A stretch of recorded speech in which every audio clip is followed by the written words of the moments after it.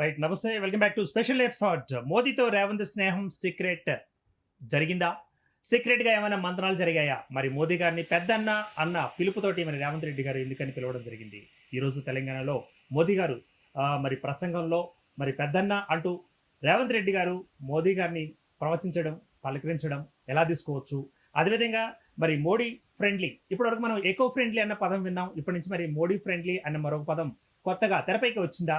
మరి రాజకీయాల్లో మరీ ముఖ్యంగా తెలంగాణలో మరి బీజేపీ కాంగ్రెస్ మధ్య దోస్తీ పొడసూపిందా అన్నది ఇప్పుడు చర్చనాంశంగా మారిన అంశం. ఈ యొక్క ప్రత్యేక అంశం మీద మనతో పాటు చర్చ కార్యక్రమంలో పాల్గొనేందుకు సిద్ధంగా ఉన్నారు డాక్టర్ పలనాటి వెంకటరెడ్డి గారు. వీరు బీజేపీ రాష్ట్ర నాయకులు. ముందుగా మనం వారిని ఇన్వైట్ చేస్తున్నాం. డాక్టర్ పలనాటి వెంకటరెడ్డి గారు, నమస్తే అండి. Welcome to show. నమస్తే. రైట్. మరి వీరితో పాటుగా కాంగ్రెస్ స్పోక్స్ పర్సన్ సంధ్య రెడ్డి గారు కూడా మనతో పాటు జాయిన్ అయ్యారు. వారిని కూడా మనం ఇన్వైట్ చేస్తున్నాం. సంధ్య రెడ్డి గారు, నమస్తే మా. రైట్ అండి. ముందుగా సంధ్యారెడ్డి గారి నుంచి మనం ప్రారంభిద్దాం. సంధ్యారెడ్డి గారు, మరి ఈ రోజు జరిగిన సమావేశంలో మరి రేవంత్ రెడ్డి గారు మోదీని పెద్దన్న అని ప్రవచించడం, అలా పిలవడం, మరి దీన్ని ఎలా తీసుకోవచ్చుంటారు? మరి ముఖ్యంగా బీఆర్ఎస్ నాయకురాలు కల్వకుంట్ల కవిత గారు కూడా దాని మీద వ్యాఖ్యానాలు చేయడం జరిగింది కదా, ఎలా తీసుకోవచ్చుంటారు మా? ఒకటండి, ఇప్పుడు పెద్దన్న అంటే తప్పేముందంటే తెలంగాణ సంస్కృతి అది. మన పెద్దన్న అంటే దేశానికి పెద్ద కాబట్టి పెద్దన్న అన్నాడు. దాంట్లో దాని పెద్ద రాజకీయం చేయడం ఏముందా?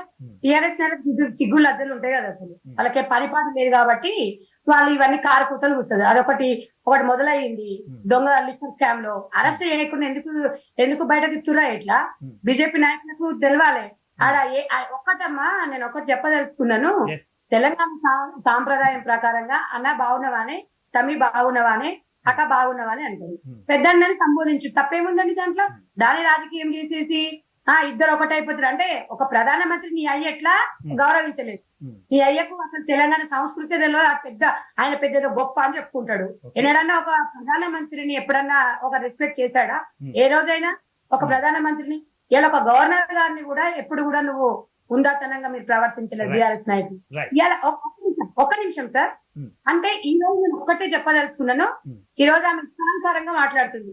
పెద్దన్నని సంబోధించినంత మాత్రాన తెలంగాణ సంస్కృతి అంటావు, తెలంగాణ ఆడపడుచు అంటావు, తెలంగాణ తల్లిని అంటావు, తెలంగాణ బతుకమ్మ అంటావు కదా, నీకు సంప్రదాయం గురించి తెలియదా?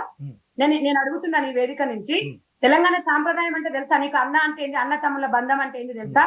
మీ అక్క మీ చెల్లె అన్నదమ్ముల బంధం లాగా అనుకుంటుందా?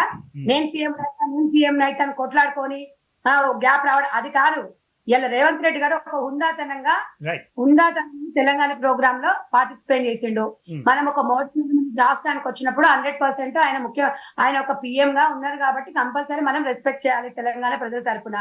దాంట్లో రాజకీయం సార్ మీరు చెప్పండి ఒకసారి నాకు.